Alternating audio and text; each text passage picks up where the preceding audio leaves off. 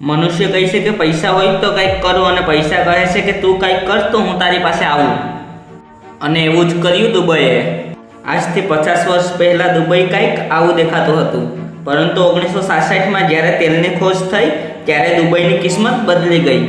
એમ તો આજના સમયમાં દુબઈ આખી દુનિયામાં ફેમસ છે, પરંતુ દુબઈથી જોડાયેલી અમુક એવી વાતો છે જે તમે નહીં જાણતા હશો.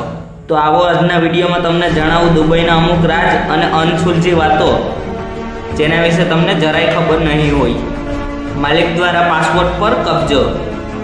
કોઈ ભારતીય દેશમાં નોકરી કરવા માટે જાય ત્યારે તેને ફક્ત શિપકીપર, નોકર અને ડ્રાઈવરની નોકરી મળે છે. પરંતુ જો તેણે કામ ઢંગથી ન કર્યું તો તેનો માલિક તેના પાસપોર્ટમાં કબજો કરી લે છે. આ જ કારણોથી ભારતીય ત્યાં ફસાઈ જાય છે અને પાછા ન આવી શકે. મિત્રો, આપણે બધા જ જાણીએ છીએ કે દુબઈ મુસ્લિમોનો દેશ છે અને ત્યાં તેઓના જ નિયમ ચાલે છે. જેમ કે અવિવાહિત પુરુષ અને મહિલા હોટલના એક રૂમમાં ન રહી શકે અને લગ્ન પહેલાં સેક્સ પણ ન કરી શકે. અહીંના કાનૂન એટલા સખ્ત છે કે અહીં ટૂંકા કપડાં પહેરવા ઉપર પણ મનાઈ છે. પુરુષ હોય કે મહિલા, તમે એકબીજાનો હાથ પકડીને ન ચાલી શકો.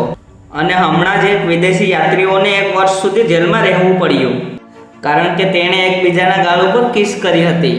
દવાઓની પર્ચી હંમેશા સાથે રાખવી. દુબઈમાં પર્ચી વિનાની દવાઓ પર પ્રતિબંધ છે કારણ કે દવાઓ દ્વારા નશો પણ થાય છે. જો તમે ત્યાં દવાઓ સાથે પોલીસના હાથમાં ચિઠ્ઠી વિનાના પકડાણા તો તમારા ઉપર કડક કાર્યવાહી કરવામાં આવે છે. ત્યાં અમુક આધુનિક અને રિયલ દવાઓની પણ સબૂત ન હોય તો તમને 4 વર્ષની જેલ પણ થાય છે. દારૂ માટે લાયસન્સ. દુબઈમાં દારૂ પીવા માટે તમારી પાસે દારૂ પીવાનું લાયસન્સ હોવું જોઈએ. તમે દારૂ પી નોકરી ઉપર ન જઈ શકો.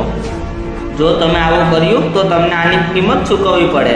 દુબઈમાં ઇન્કમ ટેક્સ નથી લાગતું. જો કે ભારત અને બીજા અન્ય દેશોમાં ટેક્સ ભરવા પડે છે, પરંતુ દુબઈમાં કોઈ ટેક્સ ભરવાની જરૂર નથી.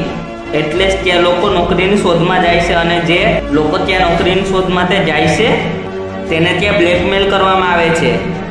ત્યાં જતાં જ તમારો પાસપોર્ટ કાબૂમાં કરી લે છે અને તે પછી ખૂબ મુશ્કેલથી પાછો મળે છે. તો મિત્રો, તમને કેવી લાગી આ દુબઈની જાણકારીઓ અને કઈ વાત તમને સૌથી વધુ પસંદ આવી મને કમેન્ટ કરીને જરૂર કહો. અને જો મિત્રો વિડીયો પસંદ આવ્યો હોય તો વિડીયોને લાઈક જરૂર કરો અને તમારા મિત્રો સાથે પણ શેર કરો. સાથે સાથે મારી ચેનલને પણ સબસ્ક્રાઈબ કરી લો જેથી કરીને આવા જ વિડીયો નોટિફિકેશન તમને મળે સૌથી પહેલાં. તમારો બહુમૂલ્ય સમય આપવા બદલ ખૂબ ખૂબ આભાર.